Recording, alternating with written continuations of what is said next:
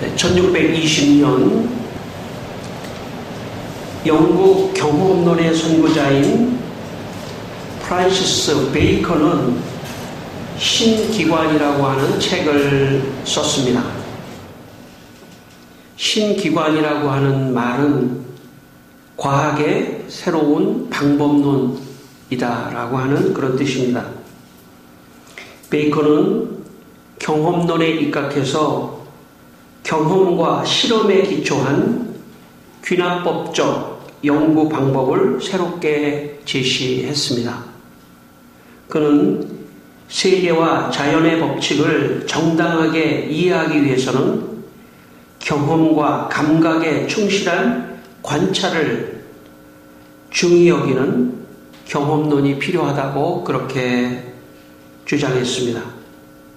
그는 모든 세계는 기계처럼 움직이는 기계적 세계관을 가지고 있었습니다.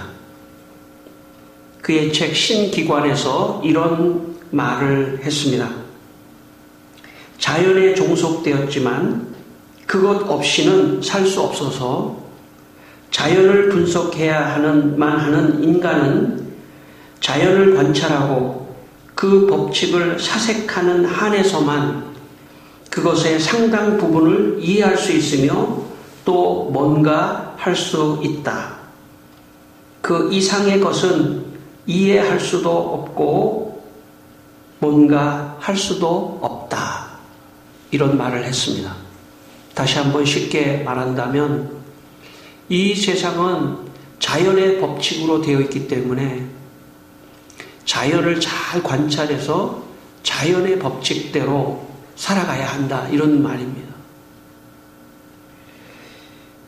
베이컨의 세계관은 근대와 현대 인간들에게 새로운 시각을 준 것은 사실입니다. 과학주의를 만들어냈고 문명을 만들어내는데 큰 일조를 한 것은 사실입니다. 그런데 베이컨의 세계관으로 보면 자연의 법칙만 존재하지 자연을 혹 거스리는 기적과 같은 신앙적 요소는 배제가 될 수 있는 약점을 가지고 있다는 것입니다. 현대인들은 17세기 베이컨 이후 베이컨의 경험론과 과학주의에 길들여져 있기 때문에 자연 법칙이나 과학을 거스리는 기적은 가능하지 않다고 흔히들 생각하게 되었습니다. 그런 차원에서 신앙도 비과학적이지 않느냐 하는 그런 생각을 사람들이 하기 때문에 신앙을 갖는 것에 주춤하는 원인 중에 하나라고 볼 수 있습니다. 그러나 신앙을 잘 몰라서 하는 소리이죠. 세상은 자연 법칙으로만 되는 그런 기본적인 요소가 있지만 그럼에도 불구하고 그 안에 새로운 하나님의 기적이 있다는 것을 인간들은 깨달아야 하는 것입니다. 인생을 살다 보면 자연이나 과학이 설명할 수 없는 그런 기적과 같은 일들이 얼마든지 일어나기 때문에 딱 정해진 원칙에 의해서만 살아가는 게 인생이 아닙니다. 특별히 인간의 삶은 더 그렇습니다. 인간의 삶은 알 수 없는 어떤 원칙과 법칙이 없는 그런 삶이 인간의 삶입니다. 내가 계획할지라도 그 계획대로 되지 않는 게 인간의 삶이고 무엇인가 어떤 원칙 속에 있는 것 같지만 그러나 그 원칙이 깨어지는 그런 일도 얼마든지 인간의 삶에 있다는 것입니다. 특히 하나님이 행하시는 기적은 자연의 법칙이나 과학이 설명하지 못하는 특별한 경우가 많이 있습니다. 출애굽기 11장 9절에 여호와께서 모세에게 이르시기를 바로가 너희 말을 듣지 아니하리라. 그러므로 내가 애굽 땅에서 나의 기적을 더하리라. 말씀하셨어요. 하나님은 애굽 땅에 기적을 내려서 이스라엘 백성들을 애굽 땅에서 구출해냅니다. 시편 107편 8절에 여호와의 인자하심과 인생에게 행하신 기적으로 말미암아 그를 찬송할지로다. 우리가 왜 예배를 드리냐면 사실 내가 내 노력으로 구원을 얻은 것이 아니고 하나님이 우리를 불러서 구원시켜 주셨기 때문에 그래서 감사해서 하나님께 예배를 드리고 찬양하고 하는 것입니다. 사실 내가 구원받았다는 것은 기적입니다. 내가 계획해서 받은 게 아닙니다. 내가 계획해서 여기 나와 있는 게 아닙니다. 내가 어떤 의도를 가지고 나와 있는 게 아닙니다. 내가 나올 것 같은 마음이 있을지라도 그 걸음을 인도하시는 분은 하나님이셨기 때문에 사실 예수 믿은 것 자체가 기적입니다. 그러므로 나를 기적과 같이 구원해 주신 하나님을 찬양하는 시간이 예배의 시간이고 또 여러분도 그런 삶을 앞으로도 더 많이 사신다면 하나님께서 여러분의 삶에 알 수 없는 매 크고 작은 놀라운 기적을 베풀어 주실 것입니다. 여러분 하나님의 기적을 믿으며 날마다 살아가시는 여러분 되시기를 축원합니다. 오늘 본문 21절 말씀을 한번 다시 읽겠습니다. 본문의 21절입니다. 모세가 바다 위로 손을 내밀매 여호와께서 큰 동풍이 밤새도록 바닷물을 물러가게 하시니 물이 갈라져 바다가 마른 땅이 된지라. 아멘. 모세가 바다 위로 손을 내밀었는데 이 상황은 어떤 상황이냐면 이스라엘 백성들이 애굽에서 탈출해서 광야로 들어왔습니다. 광야로 도망가고 있었는데 그 앞에 홍해 바다가 딱 놓여져 있었던 것입니다. 뒤에는 애국 군대가 쫓아오고 앞에는 홍해 바다가 있기 때문에 이제 꼼짝없이 죽을 수밖에 없는 상황이 발생했습니다. 그때 모세가 하나님께 기도하며 손을 홍해 바다를 향해서 내밀매 홍해 바다에 하나님께서 동풍을 일으켜서 그 바닷물을 갈라내는 기적을 일으켜 주셨던 것입니다. 일반적인 자연 법칙으로는 도저히 불가능한 일이지만 천지를 창조하신 하나님의 능력으로는 얼마든지 가능한 일입니다. 이 시점이 신앙의 시점인 것입니다. 하나님께서 천지를 창조하신 하나님이 이런 기적도 실제로 일으켜 주셨다는 것을 믿는 것이 신앙입니다. 저는 여러분의 신앙이 하나님께서 기적을 베푸신다는 것을 믿는 신앙이 되시기를 바랍니다. 당시 이스라엘 백성들은 애굽에서 노예 생활을 430년을 했습니다. 그런데 하나님께서 이 애굽에서 이스라엘 백성들이 430년을 지내는 동안 종으로 살게 되었습니다. 그리고 이들이 주로 했던 일은 뭐냐면 피라미드를 건설하는 일에 노동력이 사용되고 그리고 성을 쌓는데 노예로 노동을 하는 그런 노동자들로 고생을 했습니다. 그랬을 때 이스라엘 백성들이 하나님 우리를 도와주십시오. 우리를 구원해 주십시오. 이때 바로 왕이 도저히 이 사람들을 도와주지 않습니다. 그렇지 않겠습니까? 엄청난 아마 출애굽한 사람이 한 60만 명 정도가 된다고 하니까 엄청난 인력을 가게 할 수가 없는 거죠. 그러니까 하나님께서 10가지 재앙을 내립니다. 10가지 재앙을 내려서 9가지 재앙까지도 바로가 놔주질 않는 거예요. 그러니까 하나님께서 10번째 애굽의 장자들을 다 죽이는 10번째 재앙을 내려서 결국은 기적을 베풀어서 이스라엘 백성들을 구원해냅니다. 그래도 바로의 마음이 완악해서 놓아줄 수 없다 해가지고 바로의 군대가 뒤쫓아 왔던 것입니다. 전 한동대 총장이셨던 김영길 총장님은 공학자로서 미국의 나사에 근무하면서 발명상을 2번이나 받은 분입니다. 김영길 장로님은 경상도 안동 출신으로 유교 집안에서 태어나 교회를 다니지 않았습니다. 그런데 부인이 예수님을 믿고 전도를 해서 교회를 가게 되었습니다. 그런데 교회에서 설교를 듣는데 다른 것은 다 이해할 수 있는데 예수님이 물로 포도주를 만들었다고 하는 그 기적의 사건을 들으면서 도저히 이해가 되지 않더랍니다.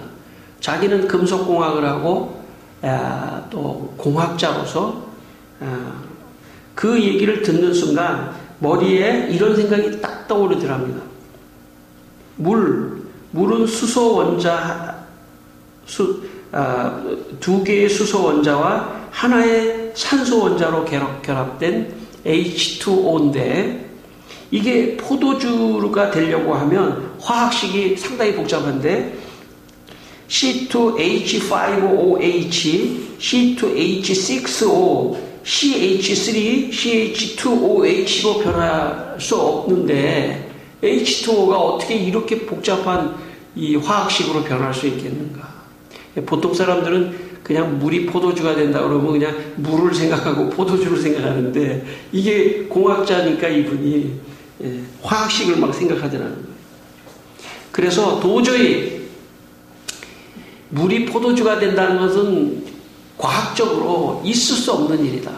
그렇게 생각을 하고 도저히 안 믿어지더랍니다. 그런데 교회를 다니다가 어느 날 은혜를 받고 하나님의 성령을 받고 성령을 체험하고 하는 순간에 물이 포도주가 되는 것은 아무것도 아니다. 죽은 자도 살아날 수 있고 하나님이 천지를 창조하는 이런 기적을 일으켜 주시는 그 하나님이 못할 게 뭐가 있느냐 하는 그런 생각이 들면서 기적을 믿게 되었답니다. 제가 성지순례를 하면서 이집트의 피라미드에 간 적이 있습니다. 이집트의 피라미드는 정말 대단합니다. 몇천 년이 지났는데도 무너지지 않고 그 피라미드가 우뚝 서 있는 것을 보았습니다. 제가 이 피라미드 안에 들어가는 그런 그 프로그램이 있었는데 꼭 들어가고 싶더라고요. 근데 무섭긴 좀 무섭더라고요. 내가 혹시 들어갔다가 이게 무너지는 게 아닌가 하는 그런 생각. 뭐 몇천 년 동안 안 무너졌지만 내가 들어가면 바로 그 순간에 무너지면 어떻게 하나 하는 걱정이 돼서 그런데 꼭 들어가야 되겠더라고요. 그래서 들어갔습니다. 막 미로를 들어가서 정중앙에 들어갔는데 그 정중앙이 이제 왕의 그 관이 있는 그런 데거든요. 근데 다 이게 정말 그 안에 들어가면 막 숨이 막혀가지고 공기가 안 통할 것 같은데 다 그 공기가 통하는 그런 것들을 정말 과학적으로 잘 해놨어요. 2008년 현재 이집트에는 138개의 피라미드가 발견되었다고 합니다. 지금으로부터 4,600년 전인 기원전 2,630년부터 지어진 피라미드는 역사상 가장 큰 건물로 평가를 받고 있습니다. 제일 높은 피라미드는 147m입니다. 현재 세계 최고로 높은 최고층 빌딩은 중동 두바이에 있는 163층의 부르츠 할리파 빌딩입니다. 높이가 무려 828m입니다. 피라미드가 그 정도는 아니지만 4,600년 전에 당시에 147m면 지금은 아마 두바이에 있는 이 빌딩보다 더 높은 빌딩이었을지도 모릅니다. 그 당시의 세계 분위기로 볼 때는 정말 피라미드는 지금 한 1,000층 정도 되는 한 1km, 1,000m 정도 되는 그런 빌딩이었을지도 모릅니다. 이렇게 이집트가 그 당시 그렇게 크고 높은 피라미드를 건축했다는 것은 고대 이집트가 당시에 세계 최고의 과학 문명을 가지고 있었다는 그런 뜻입니다. 이스라엘 백성들도 이 과학 문명 속에 살았기 때문에 하나님의 기적을 체험하지 않고는 하나님을 믿는 신앙을 가질 수 없었기 때문에 하나님께서 이스라엘 백성들에게 10가지 재앙을 통해서 기적을 베푸시는 하나님을 직접 보게 하시고 홍해 바다가 갈라지는 기적을 체험하게 하셔서 인류 역사 이래 하나님의 놀라운 기적을 후손 대대에 오늘 우리에게까지 이 기적을 전해주고 있는 것입니다. 오늘 우리 시대도 마찬가지입니다. 오늘 우리 시대는 피라미드의 시대의 과학과는 비교할 수 없는, 제가 어렸을 때만 해도 참 집에 전화 한 대가 있을까 말까 하는 그런 시대에 살았습니다. 불과 40, 50년 지났을 때 우리는 정말 다 손에 컴퓨터 한 대를 다 들고 다니는 그런 과학의 발전의 속도는 어마어마합니다.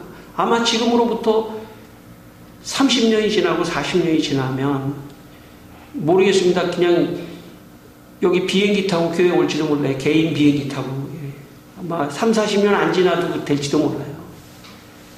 도대체 과학의 발전이 얼마나 빠른지 알 수 없습니다. 그렇기 때문에 더더욱 하나님께서 기적을 베푸실 수 있다고 하는 것을 어떤 사람들은 부인할 가능성이 더 많고 어떤 사람들은 이 기적을 통하여 하나님이 더 많은 기적을 베풀어서 이 과학 문명 속에서도 하나님은 살아계시고 하나님은 기적을 베푸시는 분이라고 하는 것을 깨닫고 알 수 있도록 하나님이 기적을 주셔서 그 사람을 신앙 안으로 부를 수 있다는 것입니다. 하나님께서 이스라엘 백성들에게 이렇게 기적, 홍해를 가르고 기적을 베풀어 주신 이유가 있었습니다. 그것은 출애굽기 5장 1절에 나와 있는데 제가 읽어보겠습니다. 출애굽기 5장 1절에 모세와 아론이 바로에게 가서 이르되 이스라엘의 하나님 여호와께서 이렇게 말씀하시기를 내 백성을 보내라. 그러면 그들이 광야에서 내 앞에 절기를 지킬 것이니라.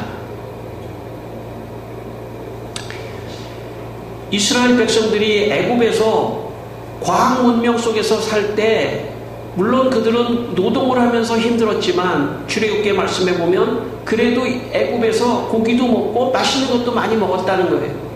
과학 문명의 혜택을 받았다는 거예요. 그런데 없는 것이 하나 있었습니다. 그것은 뭐냐면 하나님을 찾지 않았던 것이죠. 하나님을 찾지 않았습니다. 하나님을 찾지 않고 하나님께 절기를 지키지 않고 하나님께 예배를 지키지 않았습니다. 왜냐하면 과학 문명 속에서 살면서 힘들지만 그래도 먹는 게 풍족했기 때문에 이집트는 나일강을 끼고 있었기 때문에 농사, 당시에 먹는 문제는 해결이 됐습니다. 그래서 먹는 것이 해결되고 과학 문명이 있고 또 이집트의 세계에서 가장 훌륭한 도시가 하나 있는데 알렉산드리아라고 하는 도시였습니다. 그 도시는 최고의 교육의 도시였습니다. 그러니까 오늘 우리로 말하면 최고의 도시, 교육도시에서 자녀들을 교육시키고 최고의 석학들이 알렉산드리아에 모여들고 그리고 알렉산드리아의 도서관은 수십만 권의 장서를 전 세계의 책들을 보유하고 있고 자녀들의 교육, 그래도 내가 노동자로 살더라도 자녀들을 교육시키고 잘 먹고 과학 문명 속에 산다면 그래도 여기가 낫다 그렇게 생각을 하고 있었던 것입니다. 오늘 우리의 처지와 뭐가 다르겠습니까? 오늘 이 세상에 사는 사람들의 처지와 뭐가 다르겠습니까?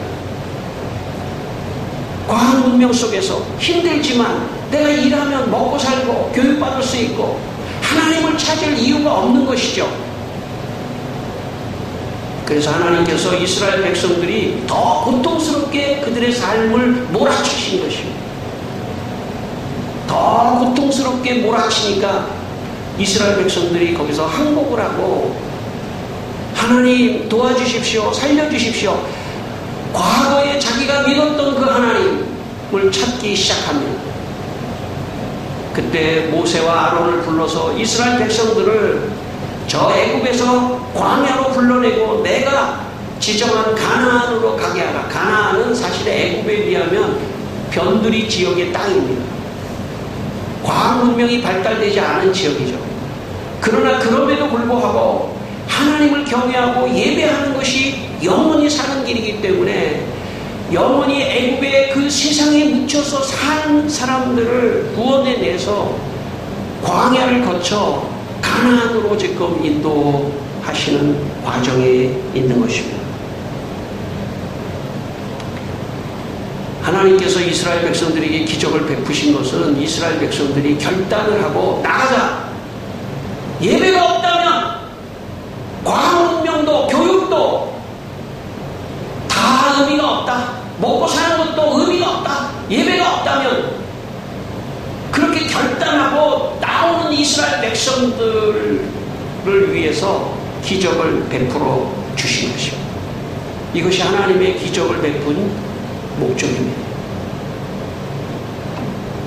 여러분, 가수 클론이라고 하는 좀 옛날 가수지만 클론이라고 하는 가수의 멤버 중에 강원래라고 하는 가수가 교통사고를 당해서 하반신 마비가 되는 그런 사건이 있었습니다. 그의 부인 김송씨라고 하는 부인의 간증입니다. 가수 강원래 씨가 교통사고를 당하자 부인 김송 씨는 그동안에 교제하는 것이 있었기 때문에 결혼을 하기로 결정합니다. 그러나 결혼을 해보니까 현실은 너무 어려웠습니다. 장애를 당한 남편을 보호한다는 게 그렇게 쉬운 문제가 아니었습니다. 그래서 너무나 힘든 그런 생활을 하고 있을 때 자기 어머니가 친정 엄마가 돌아가시게 되었습니다. 친정 엄마가 외국에 사시는데 이제 돌아가시기 전에 그 집을 방문하게 됐습니다. 그런데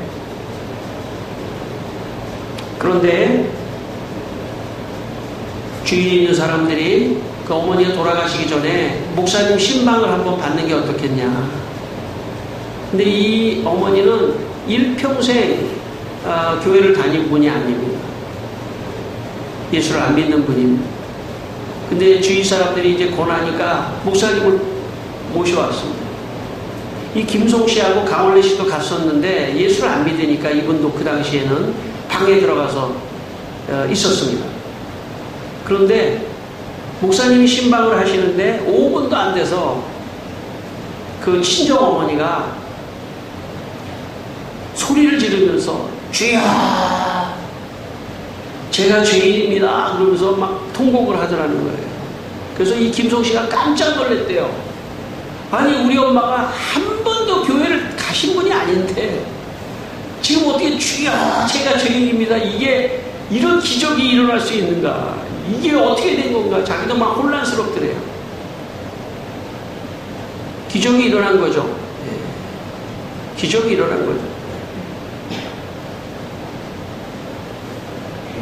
제가 옛날에 신방을 갔는데 이분이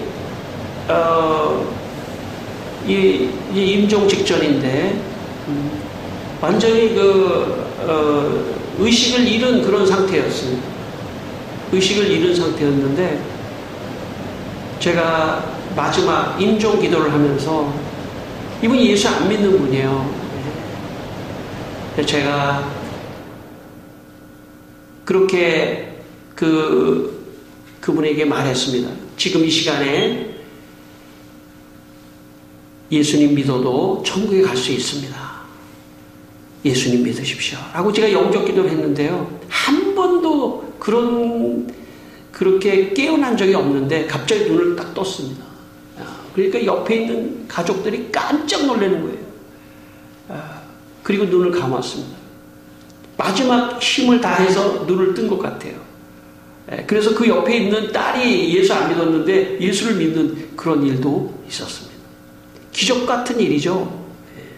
의학적으로는 있을 수 없는 일이죠. 만약에 의사가 옆에서 있었다면 의학적으로 있을 수 없는 일이 일어난 것이죠. 그렇기 때문에 의사들도 5%밖에 모른다지 않습니까? 자연 법칙을 아무리 발견해도, 뉴턴이 만유 인력을 발견해도, 아인슈타인으로 오면은 그 원리가, 자연의 원리가 또 바뀌어지지 않습니까? 인간의 머리로 다 아는 것처럼 하는 자연 원리도 한계가 있는 것입니다. 과학도 한계가 있다는 것이죠. 하나님께서 그런 기적을 베풀어 주셨습니다. 김송씨. 그래서 김송씨한테 마지막 어머니가 돌아가시면서 유언을 남겼는데, 하나님 잘 믿어라. 돌아가시기 전까지 그전에는 너무 불안에 떨었는데 예수 믿고 감사하고 찬양하면서 돌아가셨대요. 왜? 예수 믿으니까 그동안에 평생 동안에 내가 죄인이었구나 하는 것을 깨닫는 순간 예수님이 십자가로 내 죄를 구속하시 주셨다는 그거에 감격하면서 감사하면서 가는 것입니다. 그러니까 김송씨가 깜짝 놀라면서 너도 예수 믿어야 된다. 너도 하나님 믿어 하면서 유언을 하니까 김송씨가 교회를 갔습니다. 교회 가서 앉아있는데 한 번도 교회에 가서 예배를 드린 적이 없기 때문에 익숙하지 않은 거예요. 그런데 앉아서 있는데 목사님이 뭐라고 말씀하셨냐면 이렇게 말씀하시더래요. 설교 중에 힘들게 하는 상황과 사람이 없었다면 결코 하나님의 이름을 부를 수가 없습니다. 하는 순간에 힘들게 하는 상황, 남편의 아픔, 엄마의 돌아가심, 힘들게 하는 상황, 그 상황이 없었다면 내가 지금 여기에 교회에 이 자리에 앉아 있을 수가 없는 사람인데 하면서 눈물이 쏟아져 나오더랍니다.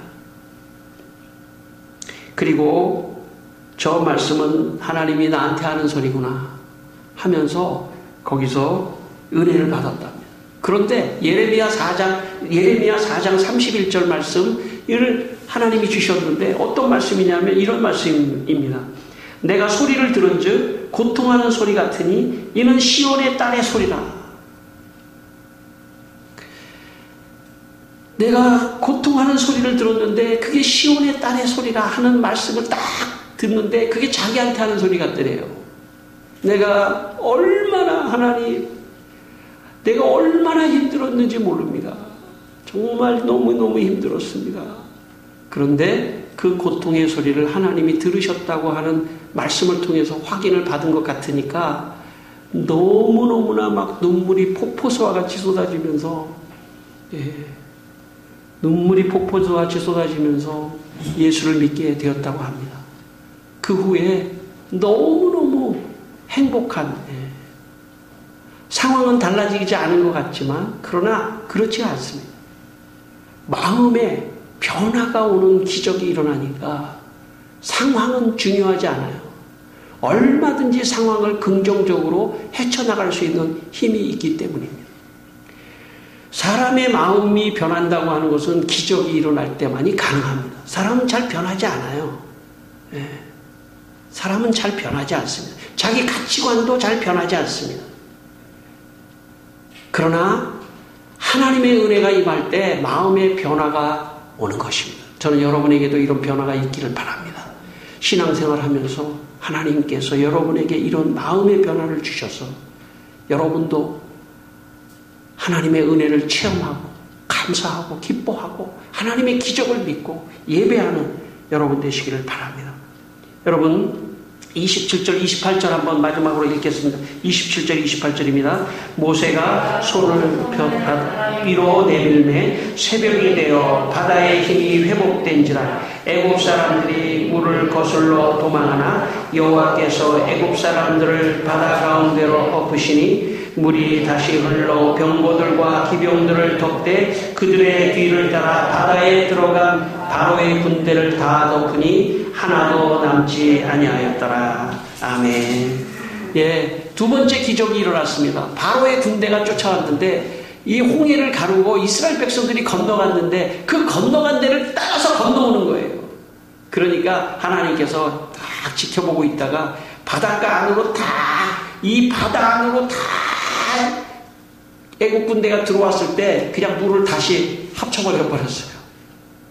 근본적으로 애국 군대가 쫓아오지 못하도록 물리쳐 주셨습니다.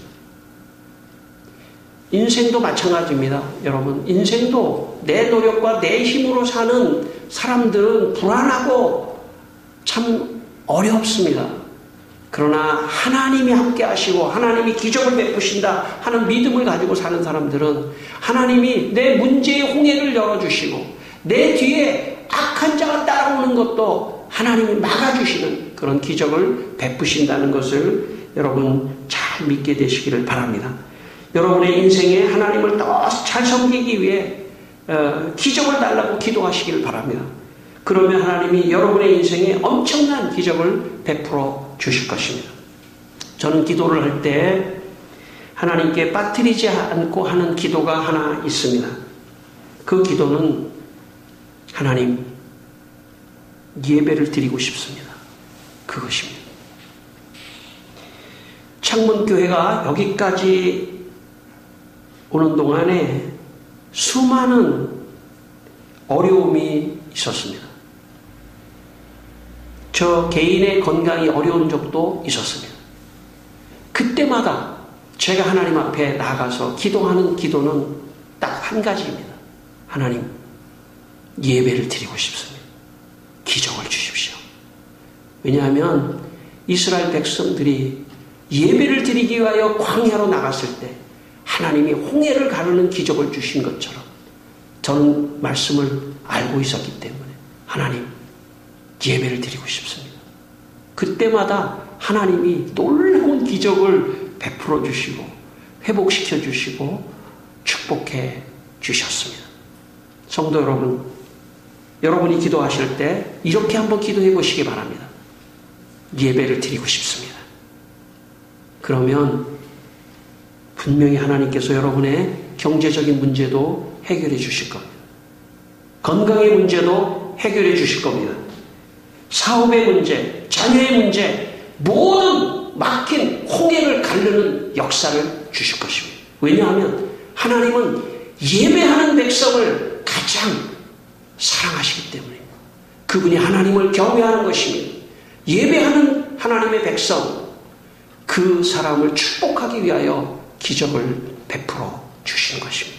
여러분의 삶에 하나님을 예배함으로 더 많은 기적을 체험하시기를 바랍니다. 오늘 이 시간 대면 예배를 하든 비대면 예배를 하든 이 말씀을 듣고 있는 모든 분들, 예배를 드리는 모든 분들에게 하나님의 기적이 폭포수와 같이 임하시기를 주님의 이름으로 축원합니다.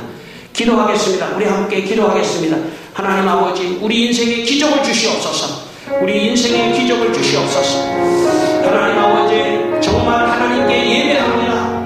예배하는 백성들에게 기적을 주셨듯이 우리가 하나님 앞에 예배하며 하나님의 기적을 바랍니다. 하나님 기적을 주십시오. 가정마다 개인마다 소원하며 인간적으로 풀려고 해도 풀 수 없는 수많은 문제들 하나님 기적을 베풀어 주셔서 우리 성도들을 축복하여 주시고 도와주시고 역사하여 주시옵소서. 할렐루야. 하나님 찬송합니다.